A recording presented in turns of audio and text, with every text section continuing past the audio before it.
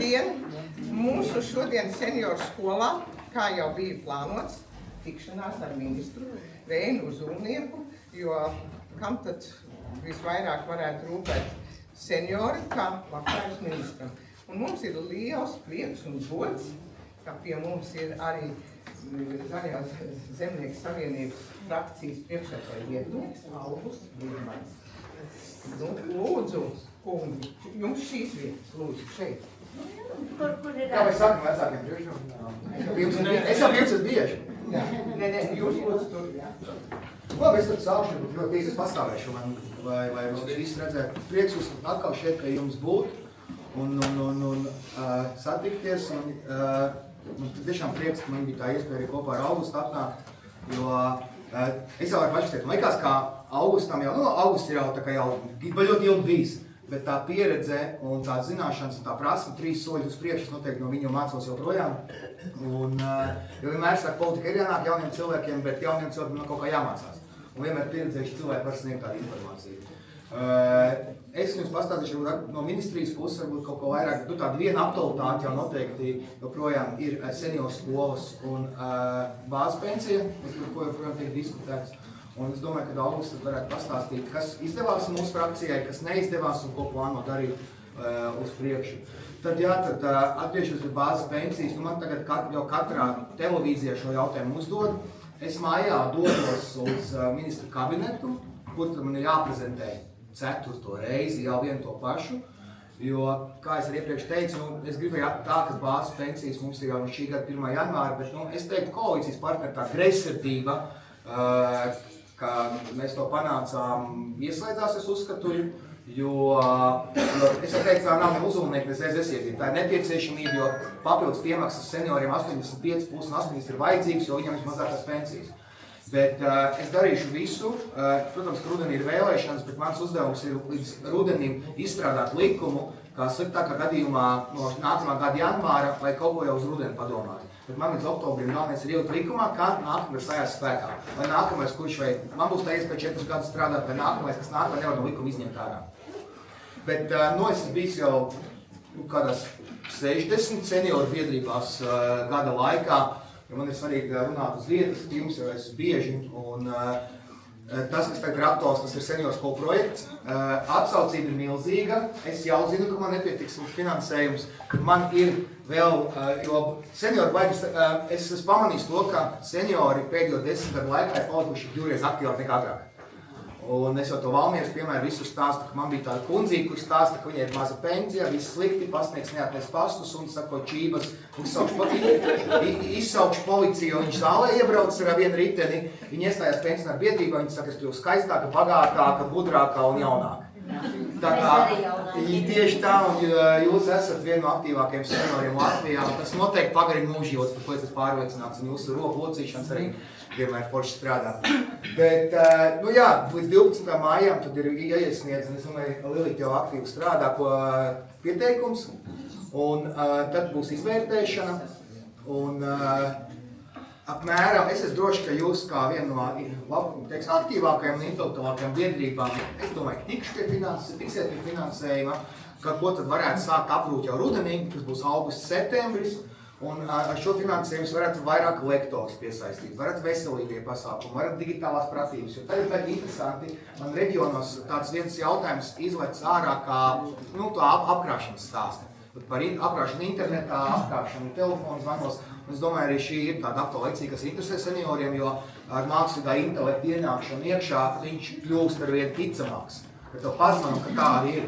Līdz ar to, manuprāt, tādas apmācības un dažādas apmaiņas braucienas, ko varēs arī par šo finansējumu iegūt. Man jau pat no Kanādas un Eiropas pensionāru biedrības rakstīja, ka viņi arī grib šajā projektā. Es teicu, nē, pagaidām mēs Latvijā izpolitēsim 2 gadus. Bet viņi ļoti grib apmaiņas brauciens ar jūs. Tas gan, viņi pie jums, jūs pie viņiem, tā kā seniori arī no ārzemēm, viņi tur grib atgriezties, jo viņi kaut kādu lielāku pensiju ārzemēs nopelnījuši, viņi grib dzīvot šeit Latvijā, jo Latvijā ļoti skaisti ir. Līdz ar to tādā ziņā tādas apmaiņas ir.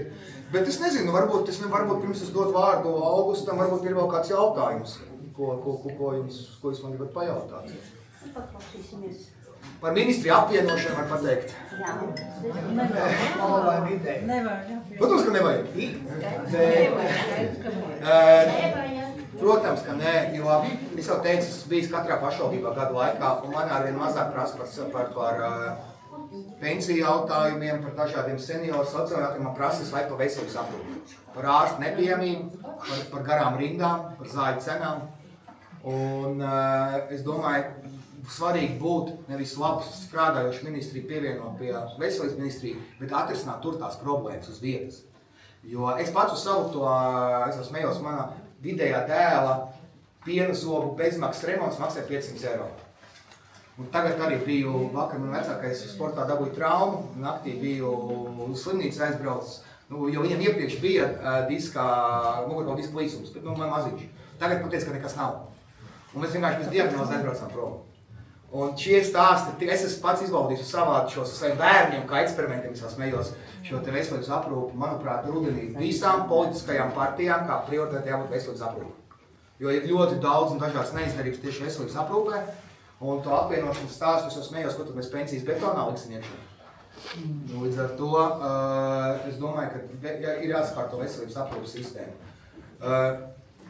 Man ir pāris padomu, mūsu frakcija arī ir pāris padomu, kā to darīt. Pats 1%, kas aiziet no valsts sociālās apdrošināšanas iemaksām, novirzīt veselībai. Viņš tikai ir novirzīts veselībai, bet realitātē viņš aiziet NVD darbinieku algām un kopējā katlā.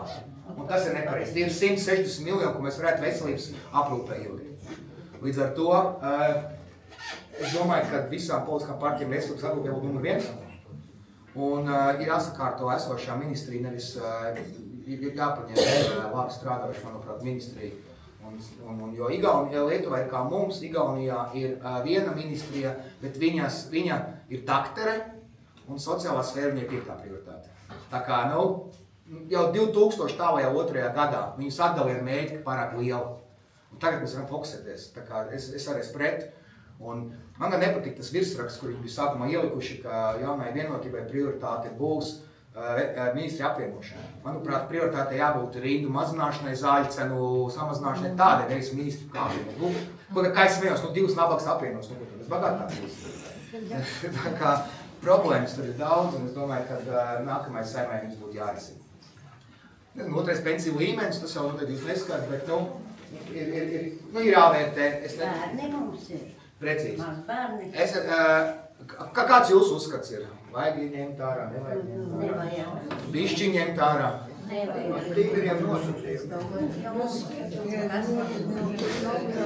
Ja kādam ir tiešām nepieciešamība, tad... Es biju pilnīgi pret, bet es esmu, jo, skan populistiski ļoti labi atdot man naudu, tā īsti nav, jo Igaunijas Lietuvas pieredze to parāda. Igaunija saka, tā bija kļūda, jau cenas 30% pieaug tajā gadā, jo maigā naudas masa ielikt, dzīvokļu cenas pieauga, un jau pirmās indikācijas, ka seniori ir dusmīgi, jo viņiem ir par 30% mazāk pensiju, un valsts ir vainīga kaut kā tā, viņi uzskata. Līdz ar to es domāju, ka nē, bet es domāju, diskusija ir jābūt. Varbūt var kaut ko uzlabot, vai 2. pensijas strādā līmenis labāk.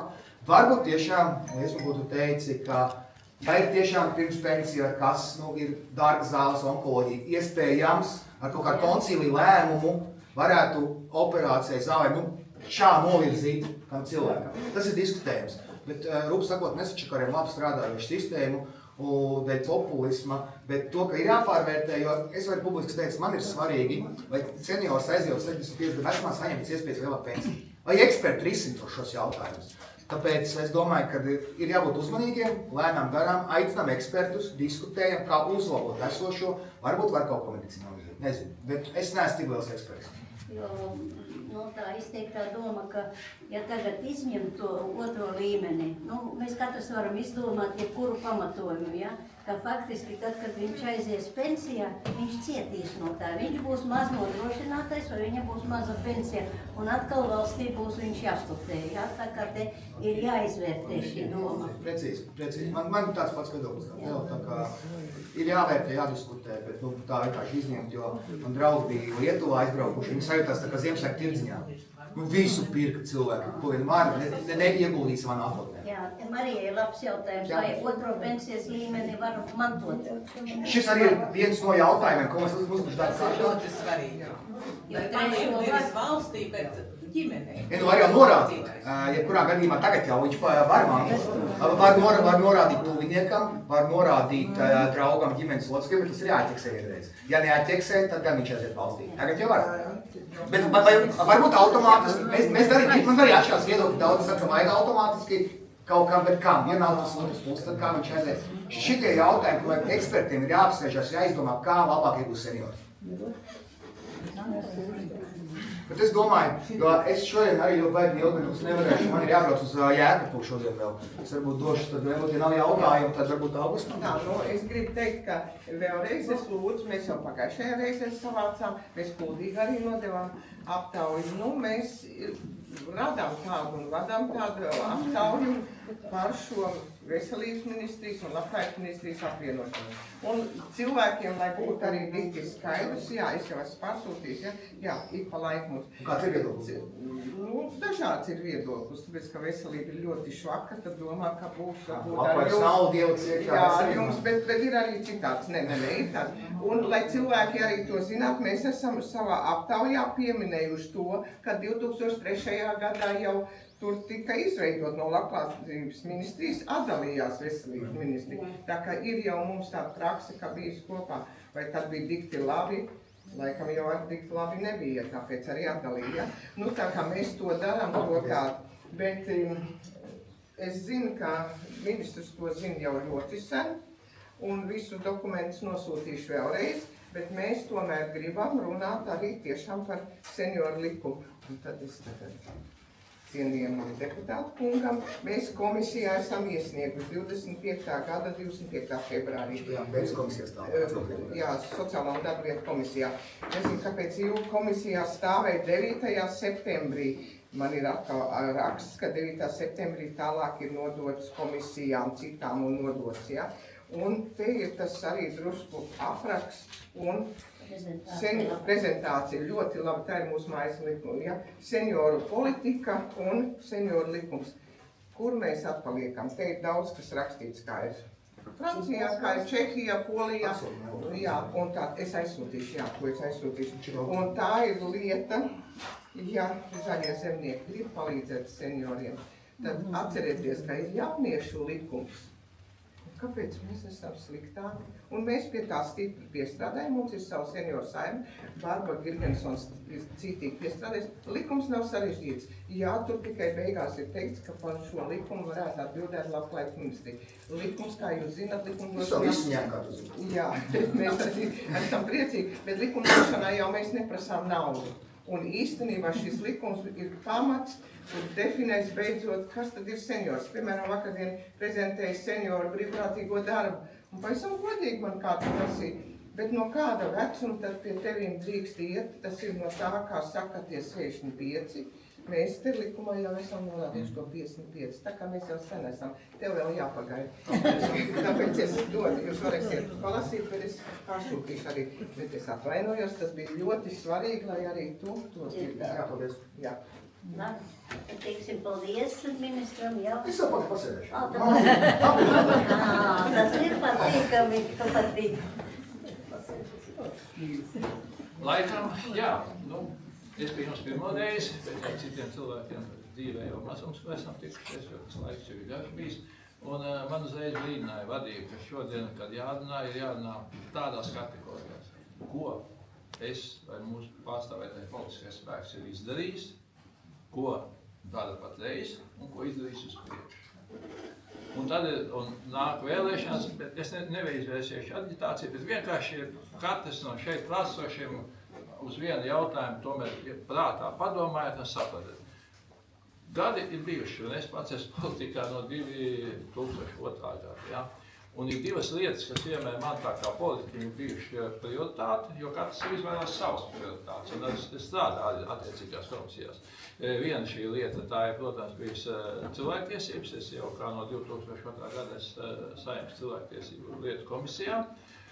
Un otra lieta sadalās faktiski divās daļās. Viņas ir pilnīgi pretējas, it kā viņas viena otru papildina. Tā ir lauksaimniecība, jo es pats strādāju, joprojām aktīvi strādājuši lauksaimnieks, ir mana puse, kuras patreiz dzīvoju, tā ir tukums, tā ir kūde. Bet otra dzīve jau ienesusi tevi jaunā amplitūdā, tas ir, tu tomēr esi publiska persona visā Latvijā, un tā tēma tomēr ir labklājība, sociāla aizsardzība, pensionāri, daudzbērnu ģimenes un tā tālāk. Līdz ar to arī no tā izriet tas darba lauks, ko Zaļo zemnieku savienību veidojot valdības, esot valdībā, arī tad, kad viņus uzaicina būt valdībā, mēs vienmēr uzliekam kā divas prioritātes. Citiem politiskiem spēkiem tās nav. Tā ir labklājības ministrija un zemkopības ministrija. Jūs paši to varat pārbaudīt laika gaitā skatoties, un es varētu noskaidīt visus šos cilvēkus, kas vairāk vai mazāk ir vadījis šīs ministrijas. Visi tie ministri, kā saka, cits ir strādā citur, cits ir jau citā saulē strādā, cits joprojām aktīvā politikā. Un tas jautājums ir jāsaprot tā, vai tas darbs, ko mēs esam, un to vislabāk objektīvi var vērtēt tie cilvēki, kas jūs esat, vai tas darbs, ko Zaļie zemnieki ir veikuši labklājības jomā, ir pietiekoši garantēts, argumentēts, lai varētu pateikt, jā, mēs esam gatavi balsot par Zaļo zemnieku savienību, jo mēs gribam, lai šis politiskais spēks vadātu uz priekšu labklājības ministriju. Lūk, tas ir katram jāsaprot un jādomā, vai tas, ko līdz šim mēs esam darījuši, jo es varu būt neobjektīvs, jo dzīve bijusi un mainījusies, kā saka, bet tas, ka mēs šo lietu esam uzlikuši kā prioritāti sev, un kad arī, ja mēs nākošā saimā būsim šo uzliksim kā savu prioritāti, un ka mēs vēlēsimies vadīt šo ministriju, tas ir skaidrs, ja. Tā kā es neprasu no jums šodien atbildi, bet tā tas ir, ja.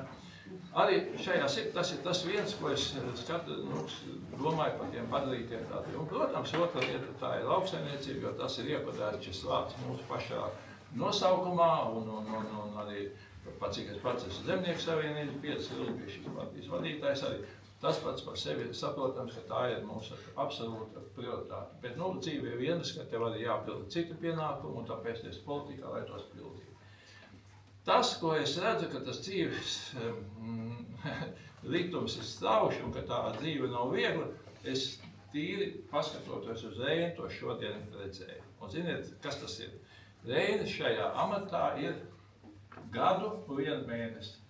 Pirms gada, kad Siliņa, faktiski palūdza auguļumu aiziet, es biju tas, kas arī faktiski Reinu rekomendēja šajā amatā, un viņš ir. Tad viņam nebija nevienas sirmamā. Viņam nebija neviena sirmamā. Tagad es jau teicu, to esi tā kā speciāli, zinot pie pensionāra, jau tu nokrāso vai ko. Bet ne, viņam tomēr ir jau parādās, jā, tas nav viegls darbs, tas ir saprotams. Un tātad līdz ar to... Pēc gadu būs kā augusts. Tā kā tas no savas puses, ko es redzu, vairāk vai mazāk, ko es šajā jomā esmu mēģinājis darīt, cik labi izdevies vai tas, lai, jo tas frakcijas vadītāja pienākums un partijas vadītāja pienākums vienmēr bija stāvēt pie to cilvēku ceļa tālākas virzības, vai, lai viņš būtu tajā amatā, tajā vietā, un lai palīdzētu viņam tur strādāt, ja. Ja es tā vēsturiski paskatos, arī Reinis ļoti ilgstoši, šis bija arī šis biedrs, mums bija Uldis Auguls, jā, es domāju, viņš diezgan labi strādāja.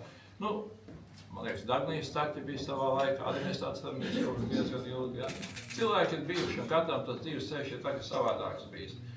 Bet to, ko es gribu vēl pateikt šajā sakarā, ka vienmēr mēs šajā posmā, kad mēs esam vadījuši šīs ministrijas, mēs esam uzstādījuši kaut kādus tam laika periodam atbilstošus uzstādījumus, kas ir bijis. Tie ir bijuši dažāda laika klizmas, tās ir bijusi tad, kad man ir, teiksim, mēs neesam valdībā bijuši, tad, kad mēs esam bijuši Covidā, tad, kad ir bijusi atkal liela krīze un tā tālāk. Es atceros daudz šīs situācijas, kāds viņas bijis. Jā, ir bijis situācija, kad Zatlers atnāca augusts, tev ir jāpiekrīt tam, ka tās pensijas nogriežas. Atcerieties, bija tāds laiks, viens pie Dabrauska vietas laiks.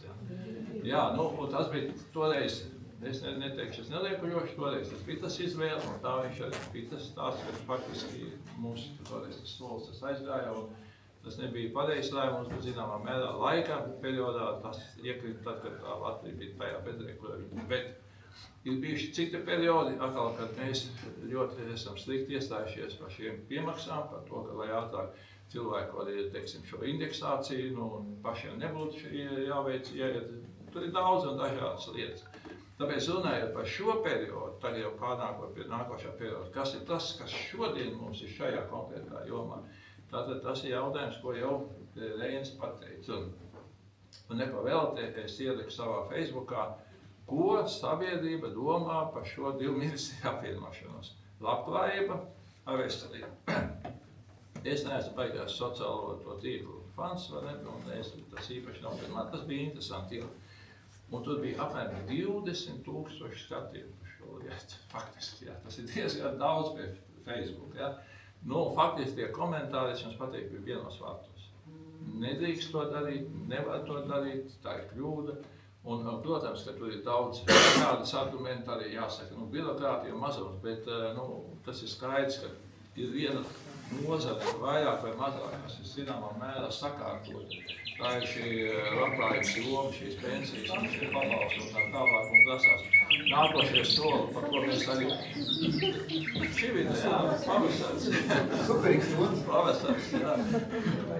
Un līdz ar to skaidrs, ka, nu mēs nepiekritīsim. Es arī nepiekritīšu, ja es būšu ievēlēts, un pat tādu lietu balsojums nebūs, un arī es zinu, ka mūsu politiskais spēks šajā lietā vienkārši kategoriski nepiekrīt. Tas nav pareizi. Tas nav adekvāti risinājumi, un ja grib meklēt birokrātijas mazināšanas risinājumus kaut kur, ne, tad viņi vienkārši jāmeklē kaut kur, un tas ir daudz, bet par to šodien vairāk būt nerunāsim. Tas ir viens šodienas jautājums, kas ir, jo faktiski viņš nāk klāt, Saeimas vēlēšanas, un jau vēl vienotību to ir pacēla zināmā mērā kā karogu. Tad viņi šito lietu nāks un darīs. Nu, to var dažādi izprast, bet es domāju vienalga, karoga. Birokrātijas risināšanas vienalga slēpjas nauda, resursi, ja ir, jūs paši saprotat, ja ir 2 kabatas cilvēkam, ja? Un katrs savā kabatā kaut kas viņiem ir, nu, viņš var izvēlēties, ko no tās kabatas ņem, kam maksāt, tad maksāt pat no vienas kabatas, bet ja viņš ir vienā kabatā un viens priekšnieks, nu, un tajā brīdī stāv pie Saeimas vesels cilvēku rokas, mediķi, milzīgi saniktot, ja? Un cilvēki un veselība ir absolūti cilvēku prioritāte, to mēs esam paskatījušies, un tas ir visās aptaujās pateicis. Ir skaidrs, ka tajā brīdī jāsaka tā, politiķi lūst, politiķi domā, kā tajā brīdī tai sabiedrībai izpratīt, un tad meklē to vieglāko ceļu, kur no tās vienas kabatas, kā paņemtu to naudu, ielikt to, neteiksim, nu, varbūt tai lietā. Tā kā tas ir ļoti smags jautājums. Otrs jau, ko teica Reinis. Otrais pensiju līmenis. Nu, skaidrs, ka mums tas neskatās, bet bija pareizs jautājums. Man ir bērni, man ir mazbērni, un paldies Dievam, man dzīve ir tā, ka viņiem nekad nav bijusi tāda, katrs jau ielīt savu dzīvi, dara un dara, bet es jūtu, ka viņiem nav tāda bijusi vajadzība, ja tagad to otro pensiju līmeni taisīt tagad, lai tagad sektu kaut kādas savas akūtās vajadzības. Viņi visi strādā, vairāk mazāk mācās. Bet ir pārdomu vieta un diskusija vieta ir tādiem cilvēkiem, piemēram, kam ir problēmas ar veselību, nopietnas problēmas. Tas ir. Un mēs redzam, mēs piegājām jau to jautājumu, kā grib šo veselības problēmu risināt apvienošanu. Un tam cilvēkam ir kaut kāda smaga operācija, vai tam cilvēkam ir kaut kādas zāles jāpēr. Mazums kas, jā. Es esmu par to, ka par šo jautājumu mēs atveram diskusiju uz ļoti šauru segmentu. Uz ļoti šauru segmentu, kur var šo lietu darīt. Tas nenozīmē, ka viņš izies cauri, tas nenozīmē, ka viņš tagad izies cauri, bet, tam cilvēkam, ja viņš pēc būtības skatās tā, bet es nesagaidīšu to vēlēšanu nākotni. Vienkārši nebūs, man nebūs tā pensija tajā brīdī, kad viņu vajadzēs un tā tālāk. Tā kā arī mūsu frakcijā par šo ir šie viedokļi dažādība. Ja es piekrītu, ka nedrīkst saplīnīt otro pensiju līmeni, tad dot vai pērk televizors, un kaut gan ir cits, kas pasaka, jā, ka tā ir man nauda, darīšu, ko gribēju, braukšu uz Parīzi vai kur, ne? Nu, viņš tā iedomājas, viņš tā ir, visi tā var izdarīt. Viņam, kas tur nākotnē notiek, bet daudz cits tāds. Tā kā tas ir tā. Šodien būs ceturtdienas saimā jautājums par pensiju 2. līmeņa pārmantojumu. Ja? Es saprotu, ka te vienots atbalsts ir, ka šo lietu vajag darīt, kaut gan ir iespējas, kā es saku, jau uzrakstīt, to nebinolēkam, ir nepieciešams ļoti precīzi, strikti norādīt šīs lietas, kas ir šo jautājumu saistīts. Tas ir nākošais tālāks jau, bet jau viņš ir soļi patreiz veikti, kas skar pensijas taisni un kas skar cilvēkus jau, kuri, ir savā otrā jaunībā, un otro jaunības uzskata pār 80 gadiem, ja? Nav tā, ka tur visi domā, ka tur sākās pensija, vai ne, bet tas ir sākās otrā jaunība, pareizi, ne? Šeit noteikti. Diezgan, teikšu tā, diezgan žilti tas jūs visus izskatiet. Pašs, vai ne? Pašs. Bet vienīgais, mēs skatās valstīs sievietes 80 gadiem dzīvo līdz vīrieši. Mēs vīrieši tādi švakākās. Kaut kas tam citam ir rakstīts jaunā gradācija, kas ar cilvēkiem ir, teiksim. Un cilvēki, principā, tomēr, tas, protams, no viņa gēniem, no iedzimtības atkarīgs, kā viņam viss ir, bet tomēr tas cilvēks, ar uztveri un paliek, es pats jūtu pēc savas bijušās grāmatvedces, kas man tagad būdē ir 70, viņa ir 90 gadi, ļoti cilvēks vitāls tāds, paši, ne? Un tāpēc es domāju, ka jautājums ir par bāzes pensijām, ja?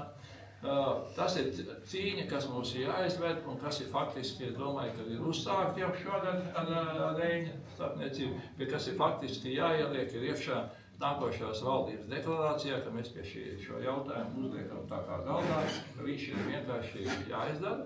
Un tur, protams, ir atkal jautājums par gadiem, par gadu, un tas jau tīri jau, es uzskatu, ka tas ir jāveic tomēr ekspertiem, profesionāliem, jāsaprot, par kādām naudām iet runa, no kādiem gadiem iet runa, un tā tālāk. Tad tas ir jautājums, kas skar, teiksim, šo tuvāko pensiju līmeni.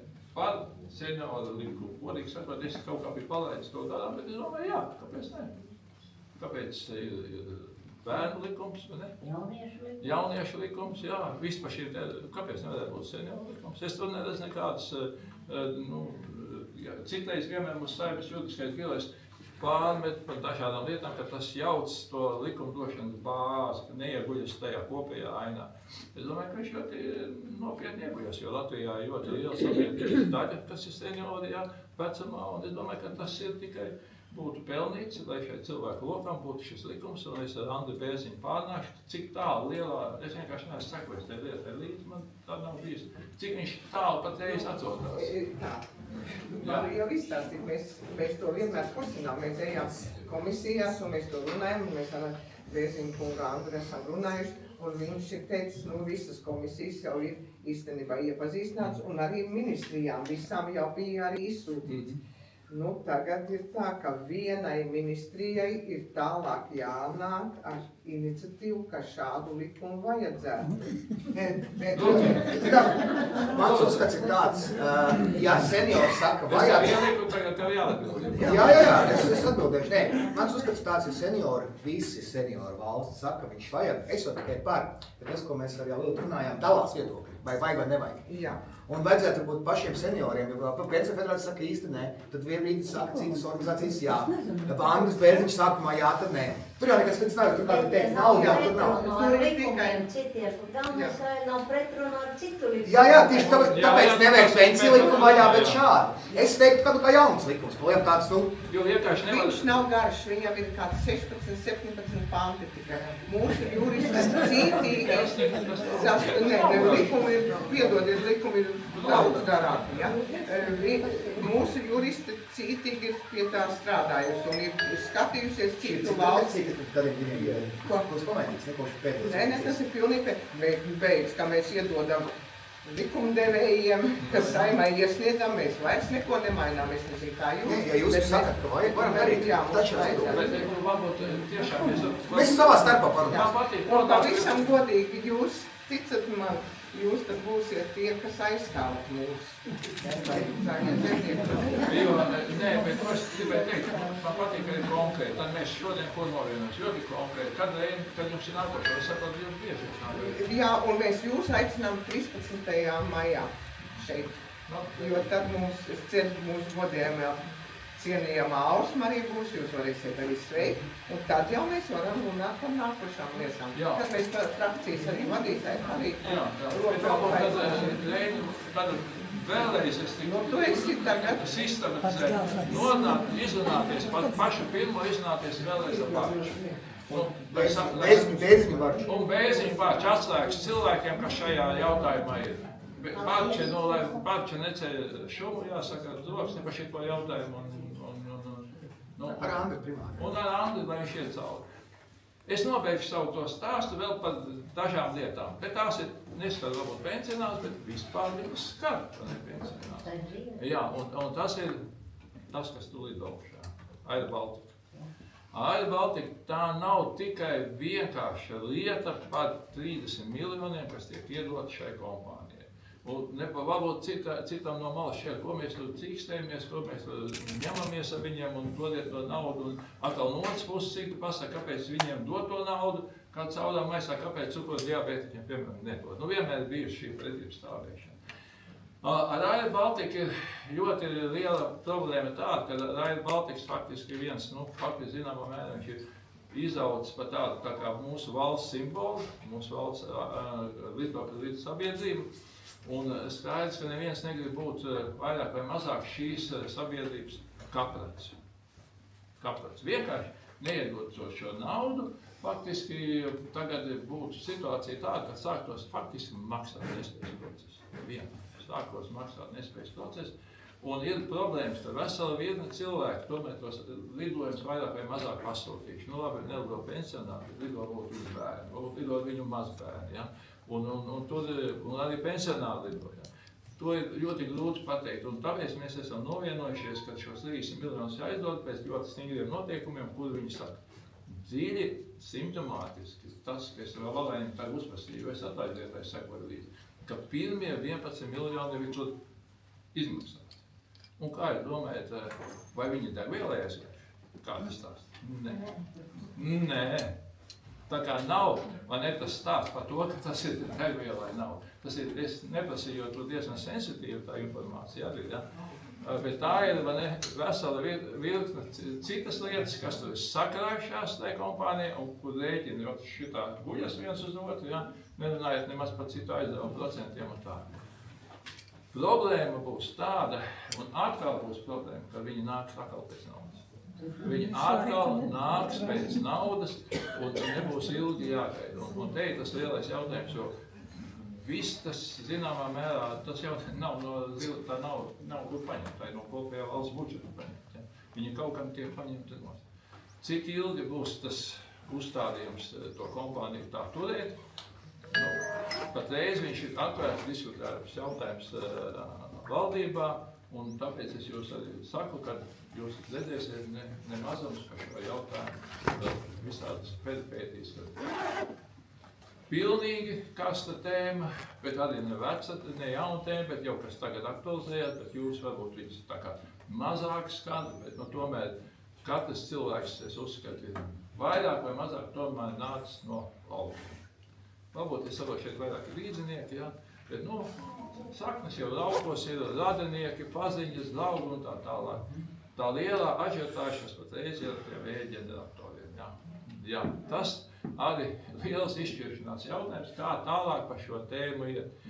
Jo no vienas puses ir vajadzīgs mums šī papildus elektrība, lai kopēja elektrības tirgu elektrība būtu mazāk arī, ko mēs te pilsētā tērējam. Bet no otras puses, ja tu aizbrauc uz tiem laukiem, un tas cilvēks tev pienāk klāt un pasaka, man ir visa māja aplikts riņķi ar šitiem te propelleriem, ja? Es negribu viņus, es negribu. Tā problēma ir kāda, viņš jau to zemi nav, kā saka, pats iedevis tur, bet ir cilvēki citus, jo tos propellers jau netaisno uz kaut kādas tukšas vietas. Tā ir vienkārši, ko citi cilvēki ir atvērējuši, tā ir tām kompānijām, vienkārši. pārdot un tā tālāk. Augsts Rīgas tanka. Jā. Cienījamie seniori, es atstāšu Augstu pie jums. Viņš jūs rīcībā pilnajā papi izmantojat viņu. Jā. Es došos tālāk, man ir jābūt jēgtu aizpromošu šodien arī ar senioriem tikties izstāstīt aktualitātes. Tā kā vienmēr prieks pie jums būt, aiciniet vēl. Jā, bet es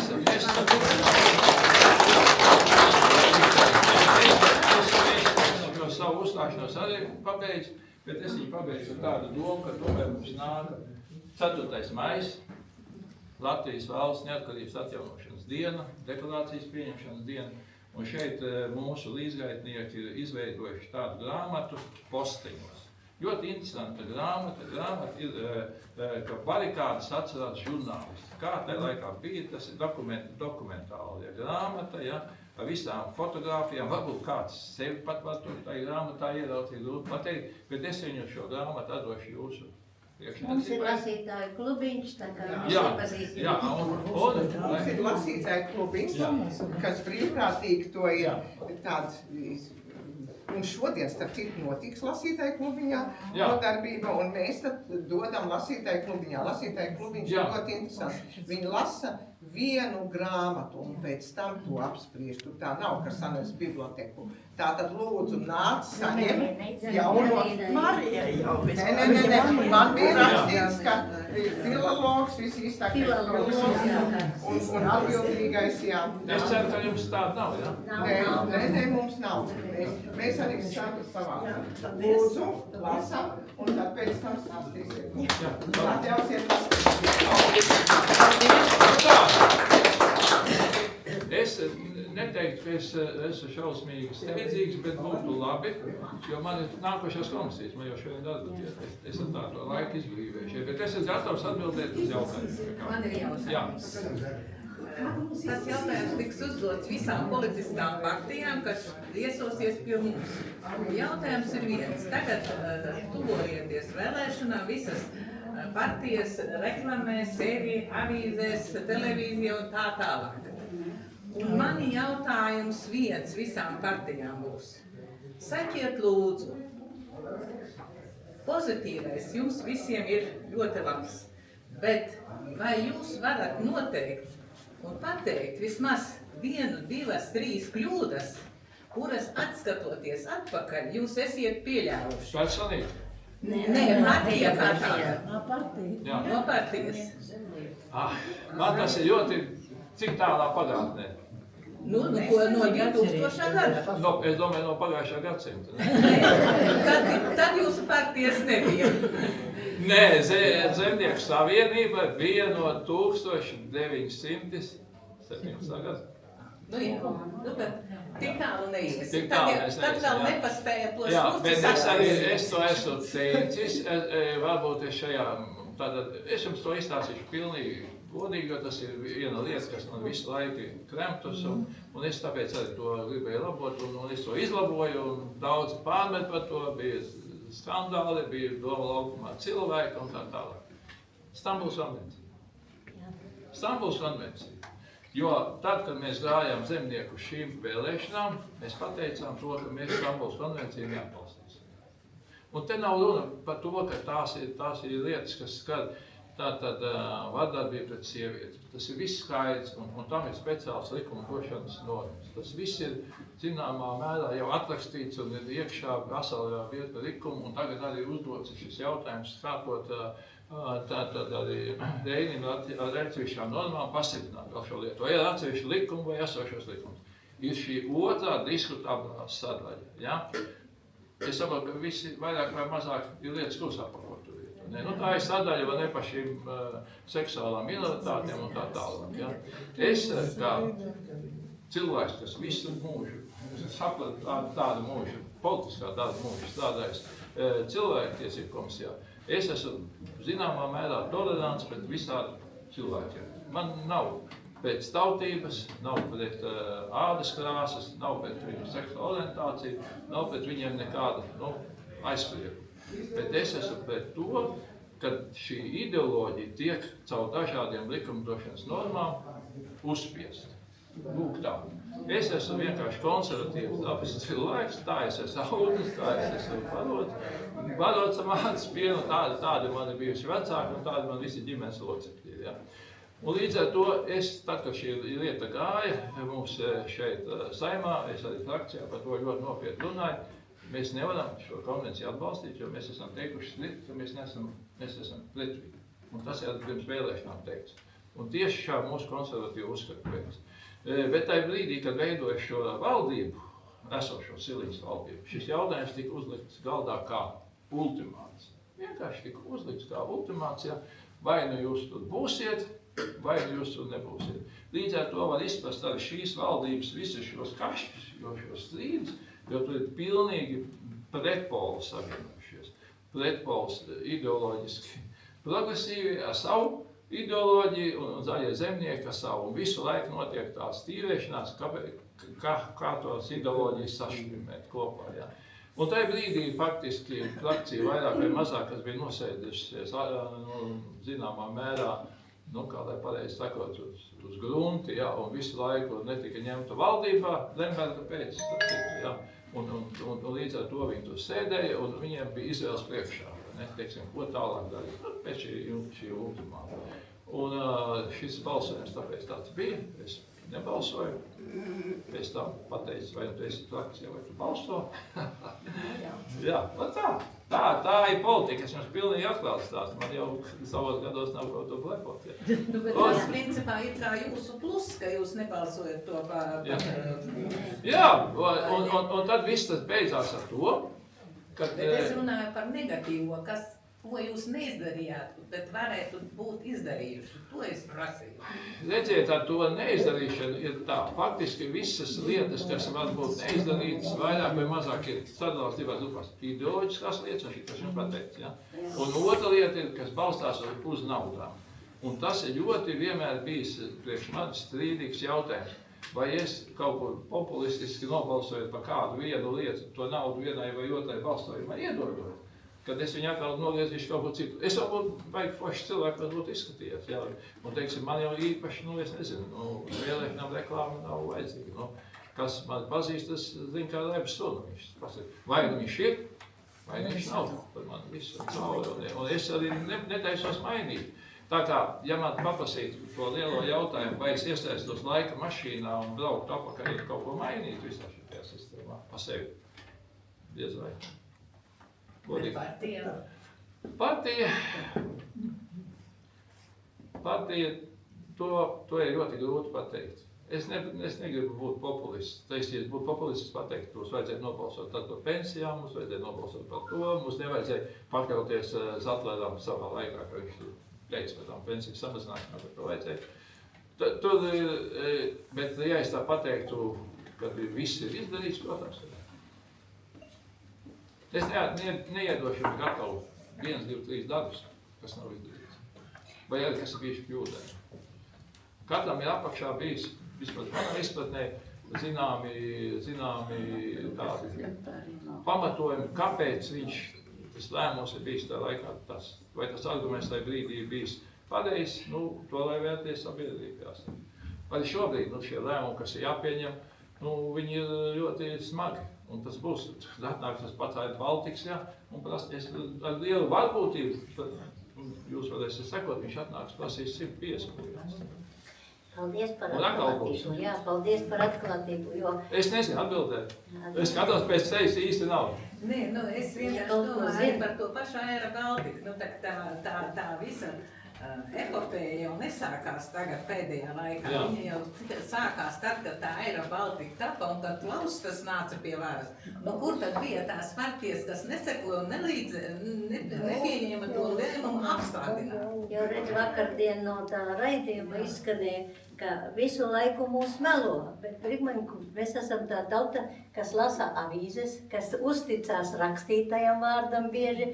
Mēs arī ticam, ko jūs sakat atklāti, bet tur pasaka, ka neviens neko nesaprot un mums balsa makaronu sausīs. Jā, vienmēr par Air Balticu un Air Balticā patreiz ir ieguldīts, ja es nemaldos, cik jūs domājat? Apmēram. Jā, miljards. Jā. Un vienmēr pie katras summas, kas ir bijušas, ir pacēlies šis sakramentālais jautājums. Nē, mēs nebūsim tās domāt izsāpēt.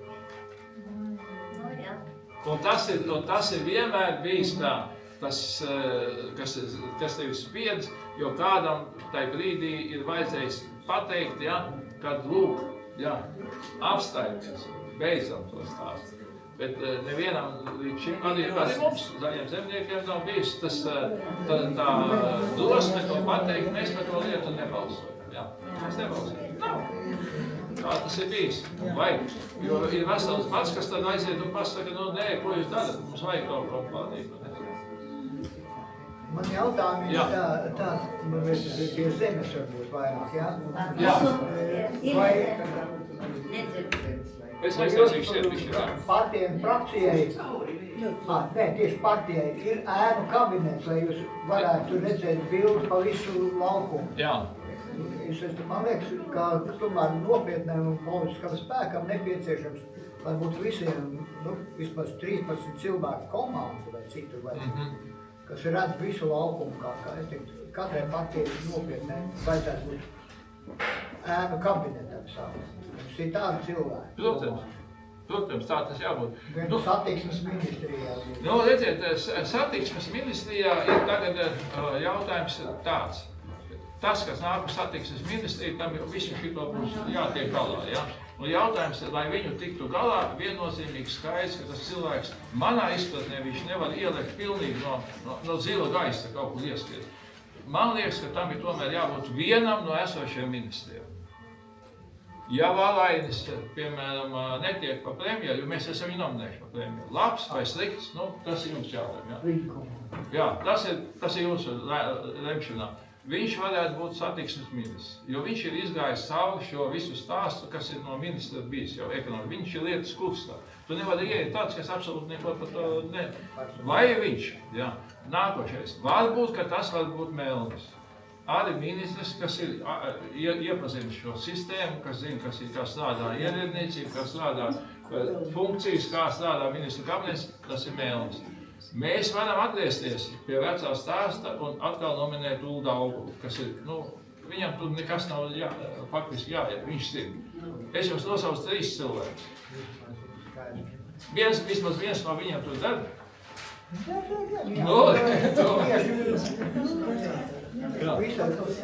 Kā sistēma, katrai partijai derētu uz vēlēšanām iet ar savu ēnu kabinetu. Tad es, cik es esmu pensionāra autori, es jums nosaukšu 3 labklājības ministra kandidātus. Tas jums jāzina, ja? Tātad pirmais ir Reinis Uzulnieks, otrs ir Reinis Uzulnieks un trešais ir Reinis Uzulnieks.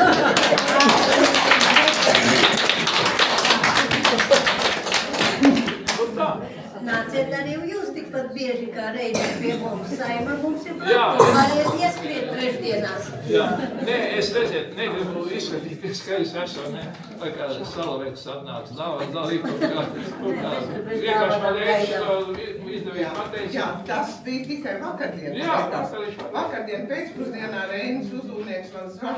Zini, mēs arī iesim agrāk prom, bet būs augusta. Tikai mēs vienkārši augustā. Viņš arī teica, jā. Man ir tāds jautājums, es saprotu, ka jūs jau tā kā ministrus un domājat, jo tā jau katrs to pareizi Vents arī jautā par to kabinetu. Jā, tas nav ēnu, bet tas ir nākotnes kabinets. Ko jūs vispār sakat par izglītības sistēmu? Es zinu, Zemnieku savienība vai Zaļie zemnieku bija kādreiz arī izglītības ministri. Es saprotu, ka jūs esat ļoti izpētījuši manu biogrāfiju. Es nezinu, kādos robulkos. Paskatījās, kurā gadā dzīves. Jā, zināt, kāpēc es paskatījos? Es tā pateikšu. Es pateikšu, jo es īsti nezināju, vai es zināju, ka Harijs Rokpelns ir frakcijas vadītājs, bet kāds jums ir amats, vai es varētu uzrakstīt, kāds jums ir amats Saimā. Un tad es redzēju, ka frakcijas priekšsēdētāja vietnieks. Pie reizes paskatījos bildi un arī vecumu. Pirms atslādzēju par izglītības ministriju, tad es pateikšu, kas ir svarīgākais deputātā. Ja? Un vispār cilvēkiem, kas ir kādreiz. Un es jau esmu tās paudzes cilvēks pagājušā gadsimtā, es vēl piedzīvoju kolhoza laiks, es strādāju kolhozā. Latvijas lauksaimniecības akadēmijas beidz un strādāju savā laikā Gulbeles rajonā un pēc tam bija, un tad viens tāds kolhozas priekšsēdētājs, viņš teica, zini, August, kas ir svarīgākais dzīvē. Ot tajā brīdī viņš jau man to pateica, tas ir pārtraukt ražot krēslus, un kad uz krēslus pārtrauks ražot, tad arī tā, un arī deputātā svarīgākais ir, kā jau saka, krēslus. Bet, atgriežoties pie izglītības, tā dzīve man ir bijusi tāda, ka man visi ģimenē ir bijuši skolotāji. Visi. Tik dziļi, ka es neiegāju. Jā, tāda tēvs skolotājs bijis, māte skolotāja, vecmāmiņa skolotāja, visi vecmāmiņa pat bija skolas direktori pamatskolā, Jelgavas, esmu Zemgavas Jelgavā. Un šajā situācijā, es domāju, viss tas, kas tur tiek darīts, tas ir drausmīga tāda cīkstēšanās ar visām reformām. Un aiz tām reformām pazūd, man liekas, tas bērns un tas vecāks un tas skolotājs. Tās reformas ir uzliktas tā kā, absolūta prioritāte, ja tā, vienalga citais tas reforma ir bijusi, ka tur vajag to vienu skolu samazināt, citais tur tā reforma ir bijusi, ne tāds klases savienot, tad ir atkal reforma, kas skar visu to. Man starp citu uzdev ļoti provokatīvu jautājumu, arī kas skar izglītības sistēmu. Tagad kā jūs domājat, jo tas ir tomēr, mēs esam tās paudzes cilvēki. Es biju Tukuma ziņās uz interviju un prasīju, sakiet zīmējumu, ko es domāju par krievu valodu? Jā, šajā brīdī, kad krievi tur liekas iekšā tajā Ukrainā un plosās tur un ir šī agresija, šī okupācija. Es saku, krievu valoda ir katram cilvēkam, ja viņš grib to apgūt, viņš var to apgūt fakultatīvā veidā. Vienkārši fakultatīvā. Bet likt viņu kā mācību priekšmetu skolā, es domāju, ka viņu nevajag. Bet ja tas cilvēks, viņa izvēle bijusi iemācīties šo valodu, viņš to var apgūt, un tā ir viņa gribētā izvēle. Ap šo lietu tiek ļoti daudz dancots ap šīm valodām. Es redzu tas, ka vēlreiz atkārtojos izglītības sistēmā, lielākās problēmas ir reformas. Neviena no tām reformām nav bijusi jēdzīga, visas viņas ir balstītas nevis uz to reālo situāciju, cik tam bērnam, kā viņš tur nonāk 7 vai 6 no rīta ceļās, kā tas ir, ja kūrē dzīvojas, tā redz, ka tas autobus tur bija savāds, tad bērns tur, ja. Un kā tās skolas riņķī apkārtē pašā Tukuma novadā, viņas tur viena pēc otras tiek vai pazeminās tas viņu līmenis, ja, vai atkal. Un tas ir viss daudz plašāks jautājums, kas rada visu šo reformu, teiksim, par ko mēs savā laikā tur zaļie zemnieki iestājās, ka ir vesela virkne tādu vēsturisku centru, teiksim, Tukumā mēs vienkāršāk runāt Jaunpils, stabils, vēsturisks centrs, kāpēc viņš nevarēja palikt par novadu, ja? Nemaz nerunāja par Kandavu, ja? Bet viņus visus tagad sabāc visādi milzīgā Tukuma novadā, kur viens centrs ir pie jūras, Engure tur prom, ja? Un otrs gals ir kaut ko tur patreiz pie aiz Kandavas vēl tur prom. Pat iznāk Tukuma novads, pat ir faktiski divos, šitajos te, kā lai parākt, etnogrāfs, ir kā viņš sadalās, jo ir robeža, kur ir Zemgale, un kur atkal to zem. Lūk tā, un jebkurš ministrs, kurš tajā ministrijā nāk, viņš šito, man liekas, neredz, viņš redz, es šito izreformēšu. Man patīk, kā jūs atbildes starp citu, jo mēs varam noliegt, varam nenoliegt, mēs noliedzam kāpēc, tas mums kā iemesls attiecībā uz to krievu valodu, jebkurā. Bet man patīk šis teikums, ka mēs esam radījuši iespēju fakultatīvu, jo fakultatīvs nav obligāts, kas grib, tas ir. Un es teikšu tā, kā mana mamma teica, viņai 102 gadi, viņa teica, meit, valodas mācies, tas nav kartupeļu maiss, kas tev būs jānes uz kamiešiem, bet tas tev pavērs pasauli. Un tā arī ir. Es runāju krieviski, es runāju angliski, latgaliski, knapi.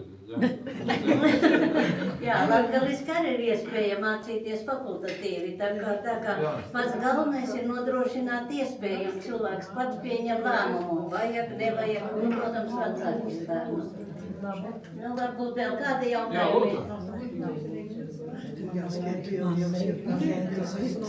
Nu, tad acīm redzot, mēs tiekamies, es saprotu, maijā, ja? Jā, 13. maijā, bet mums ir vēl viens jautājums. Jā, lūdzu. Jā, ko jūs sakat, ko jūs partija saka par to paaugstināto migrāciju, kas mūs arī reizēm Rīgā uztrauc. Mēs neesam nekādu fobiju pret kaut ko citiem, un mēs zinām, ka cilvēkiem jāstrādā, bet tomēr. Man atkal kāds ir labs paziņ teiks, mēs būsim pēc kādiem priecīgi, ka mēs vien balto cilvēku te redzēsim. Jā, tā būs, jā. Jo faktiski šie cilvēki, kas šeit ir, nu, kā viņi te tikuši dažādos ceļos iekšā, un, protams, migrācijas ierobežošanas lieta ir faktiski, jā, mums partija ir absolūti prioritāte. Bija ļoti interesanti, pirms jums man vajadzēja vadīt Saeimas cilvēktiesību komisijas sēdi, un tur atskaitījās cilvēks, nu, informēja mūs, kas pārstāv Eiropas sabiedriskajās institūcijās, kurās tiek skatīti dažādu cilvēku iesniegumu. Nu, tur ir Eiropas cilvēku tiesa, ANO, ja, un tā tālāk. Un arī taisni tika uzdot šis jautājums, cik tālu visas šīs lietas ir par šo migrāciju. Un tā problēma lielā ir tā, ka faktiski tas Eiropas liberālais kurs, jāsaka, zināmā mērā, viņš ir tas, kas faktiski lielā daļā sabiedrības rada diezgan lielu pretestību. Ja? Un ir tas Eiropas liberālais kurs, tas ir migrācijas jautājums, tas ir, par ko mēs iepriekš vienotiem runājam. Un dziļi simptomātiski ir, es sakoju, ja viss Eiropā blakus notiek, tad ir jāzina, ka, piemēram, Vācijā, teiksim, kur vispār ir migrantiem atvērta politika, Merkeliem atcerieties teica, brauciet visi iekšā, jums būs darbs, un Latvija, kas ir principā kā tāda tranzīta vieta, jo viņi šeit, viņi ļoti maz grib. Viņu mērķis jau ir Vācija. Viņu mērķis Vācija, viņi grib šeit, īsti viņi negrib šeit nosēsties, bet viņi grib tik uz Vāciju. Un tagad Vācijā faktiski, populārākā partija ir faktiski, Vācijas jā, tā, kas ir prečauda. Alternatīvai Vācija, jā. Nepavēlt arī šitas viss tas prokroviskais kurs, kas tagad notika Bulgārijā, labi, Ungārijā, paldies Dievam, ka tā sanāk, bet principā, jā, viņš sāk dominēt. Un tikai šito pēc.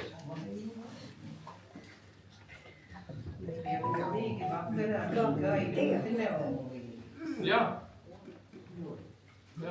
Un viņi vēl brauc uz tiem riteņiem, tev visu laiku jāuzpasējās, ka viņš tev neuzgājušies virsū.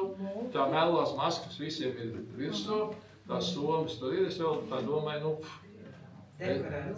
es nekad godīgi sakot nepieku no viņiem. Kāds viņš tur ir, Viņi priekš savējiem visvairāk piegādā, viņu pašu, viņi savējiem, tas visi tie kebabi apkārt un viss, kas ir te, Un tāpēc tas viena, mēs te varētu baigt daudz par šito tēmu. Jā, jo ir jau kāda cita partija arī, kas to ļoti atvērta, lai būtu.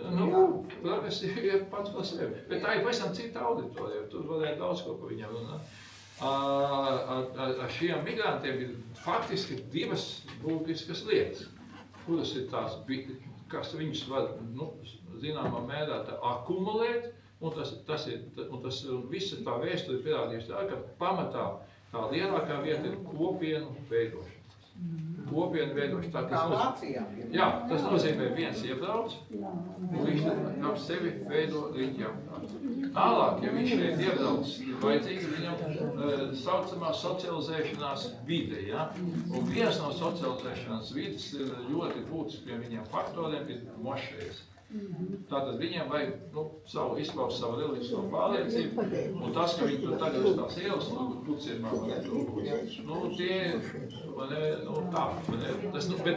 viņi līdz tam to nedarīja.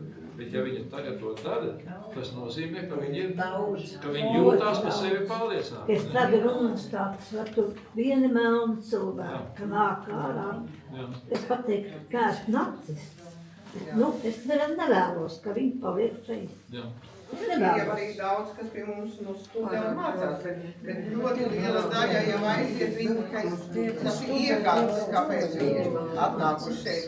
Bet, es nezinu, kaut kādu likumdošanu stingrāku vai... Tas par to tiek spriest, un tas lielais stāsts jau ir par ko? Tas lielais stāsts ir par to, ka ir tās saucamās obligātās migrantu kvotas, kas ir tā kā jāpieņem, jo tur savā laikā, Eiropā, tie, kas tur braukuši, tie tā lietām piekrituši, ne? Un ir kaut kāds nauda tiek runāt par to, ka tu varētu neņemt par to, ka to migrantu tur, bet tas arī stāv vēl atvērts jautājums par tiem, jo, kas tiem migrantu visi savā sabraukuši tajā tam ir, jā. Viena lieta ir tāda, ka tas ir diezgan viegli atrisināms tādā ziņā, ka viņi brauc ar elektrovelosipēdiem un ar mašīnām. Viņu tiesības vienkārši, viņiem jāiziet, pie mums ir autovadītāju kursi. Un viss. To mēs ielikām.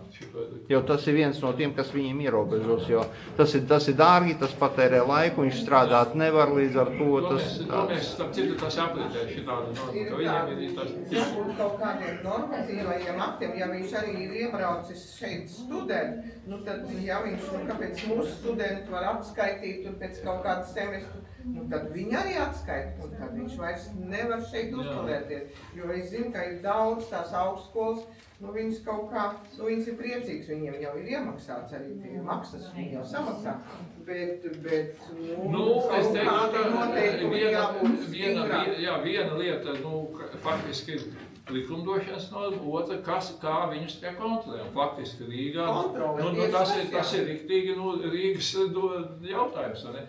Viņiem ir sava pašvaldība, savas institūcijas, tas jau bija teicis, ka viņš ņems pie tiesas.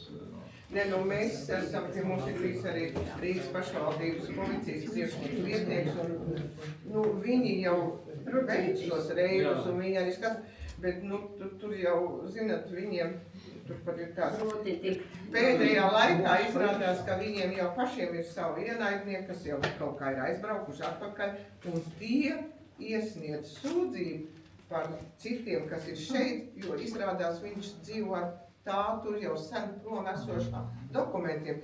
Tā kontrole un arī pašvaldības policija jau nevienmēr var visu darīt, jo nav tā likumdošanas palīdz nav. Kaut kā, bet vajadzētu saprast mums pareizi, mēs nekādā ziņā neesam pret viņiem, un mēs saprotam, ka cilvēkiem ir jāmācās, jāstrādā, bet, tas... Viena liela daļa viņiem nāk caur to studiju, augstskolām, un tur ir kā tu atnāk viens, un kādie citi tur tiek viņam līdzi un netiek. Tu arī līdzi, jā. Viens jautājums par nodarbinātību, par sezonas darba regulāciju, kā ko vēl, man liekas, likumā, ko tur vajadzēja labot. Nostiprināt par sezonas darbiem. Tas ir par nodokļiem vai par kādu domā? Tieši par migrantiem? Par migrantiem, jā? Par migrantiem, jā? Es domāju, ka es pareizi. Sezonas strādnieku lauksaimniecībā, piemēram.